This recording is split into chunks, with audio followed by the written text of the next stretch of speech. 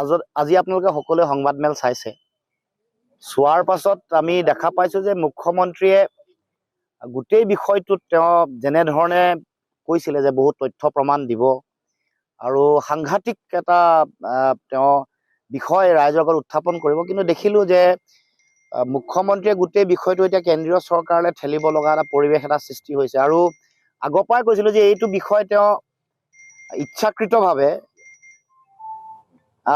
এই বিষয়ত তেওঁ মানুহৰ মাজত এটা বিভ্ৰান্তিকৰ পৰিৱেশ সৃষ্টি কৰিবৰ কাৰণে বহু দিনৰ পৰা তেওঁ চেষ্টা অব্যাহত ৰাখিছে।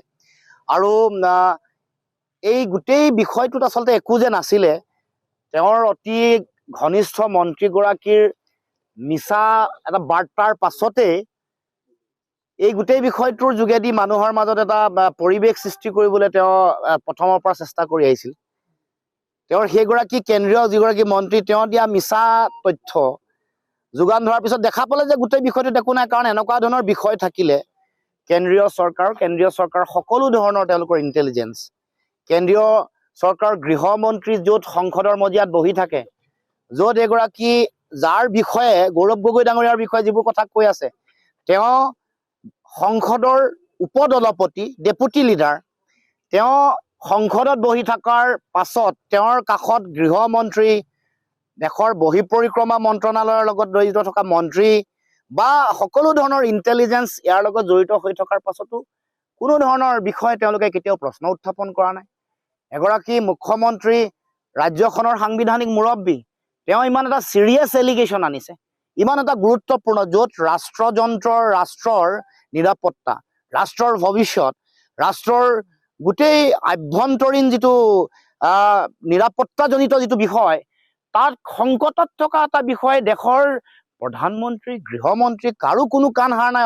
অথচ অসমৰ মুখ্যমন্ত্ৰীয়ে যিবোৰ কথা কৈ আছে, ৰাইজে ভাবিছে আজিৰ দিনটোত এইটো কথাটো প্ৰমাণ হৈ গ'ল যে এইটো আচলতে মুখ্যমন্ত্ৰী অতদিনে প্ৰলাপ বকি আছে। আজিৰ পিছত গৌৰৱ গগৈ ৰাজনৈতিক ক্ষেত্ৰত কি প্ৰভাৱ পৰিব? মানে এই বিষয়টো মইতো ভাবো আগৰ পৰাই মই কৈ আহিছিলো, এইটো কোনো প্ৰভাৱ পৰিব লগা বিষয়ে নহয়।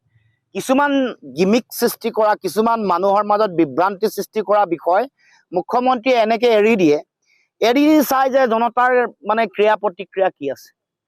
তাৰ পাছত তেওঁ সেইটো যেতিয়া দেখে যে এইটো কাম দিয়া নাই, নতুন এটা নেৰেটিভ, মানে এতিয়া তাৰিখ দিওঁতে আজি ওলাই পৰিলে, জুলুঙাৰ মেকুৰীটো ওলাই পৰিলে যে ইয়াত একোৱে নাই।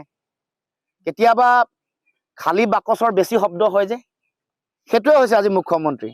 কেতিয়াবা ফটা ঢোল বেছিকে বাজে যে, এতিয়া গম পালে ৰাইজে এইটো ফটা ঢোল আছিলে, একো নহয়। আৰু মইতো আগতে কৈছিলো, মোৰ একেবাৰে আত্মবিশ্বাসেৰে কৈছিলো, এইটো সৰ্বসাধাৰণ ৰাইজক মিছাকে এটা টুপি পিন্ধাব খুজিছে, বিভ্ৰান্তি কৰিব খুজিছে। মানুহৰ মানে দেখিছে যে অসমত বিৰোধী ঐক্যবদ্ধ শক্তিৰ এটা শক্তিশালী এটা যাত্ৰা আৰম্ভ হৈছে।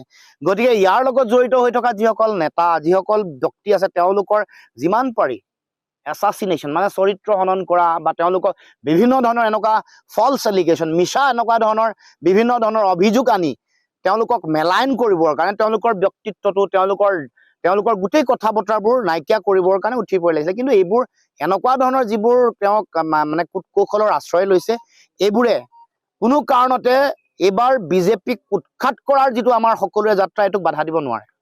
কংগ্ৰেছ নেতা ভূপেন বৰা আৰু মীৰা বৰঠাকুৰক কেন্দ্ৰ কৰি অশ্লীলতাৰ যি ৰাজনীতি ভিডিঅ' এটা কেন্দ্ৰ কৰি সামাজিক ক্ষেত্ৰত কি প্ৰভাৱ পৰিছে?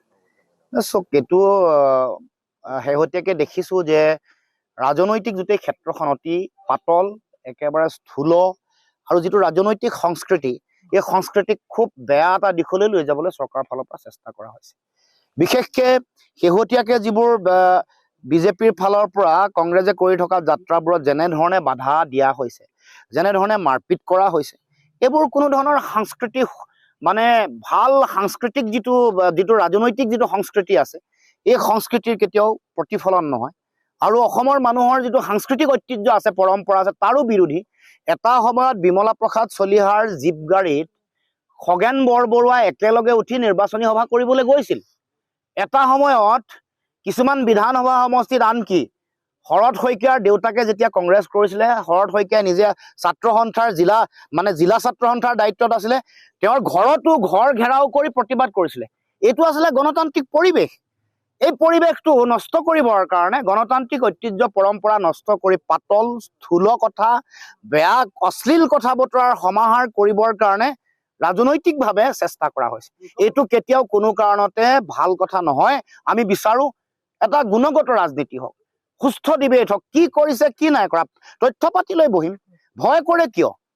কি কৰিলে কি নাই, কিমান প্ৰতিশ্ৰুতি দিলে, কিমান কাম কৰিলে, অসম চুক্তি ৰূপায়ণ হ'ল নে নাই হোৱা, 6 নম্বৰ দফাৰ কাৰ্যকৰী হ'ল নে নাই হোৱা, কিমান বিদেশী চিনাক্তকৰণ কৰি বহিষ্কৰণ কৰিলে, এই গোটেই কথা বতৰাবোৰ, বানপানী গৰাখহনীয়া ৰাষ্ট্ৰীয় সমস্যা হিচাপে সমাধান কৰিলে নে, দিয়া প্ৰতিশ্ৰুতি মতে কি কৰিলে, ইমান পুখুৰী খালিম বুলি কৈছিলে, পুখুৰী খনাৰ পাছত আমাৰ বানপানী কমিলে নে নাই কমা, কিমান নিবনুৱা তেওঁলোকে চাকৰি বাকৰি দিলে, তথ্য সহকাৰে বহিম। আহক, এইটো কিয় ভয় কৰে? যদি কাম কৰিছে ভয় কৰিব লগা কি কথা আছে?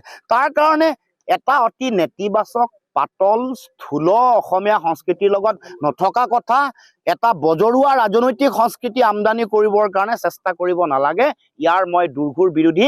আৰু মই ক'ব খোজো যে এনেকুৱা ধৰণৰ উদ্দেশ্য প্ৰণোদিত, ন্যস্ত স্বাৰ্থৰ জড়িত নেতিবাচক কোনো কথাই জনগণৰ ওপৰত প্ৰভাৱ নেপেলায়। আসন বুজাবুজি আপোনালোকৰ নিৰ্বাচনত বা কেইখন আসন বা ক'ত গুৰুত্ব দিছে জনাব নেকি?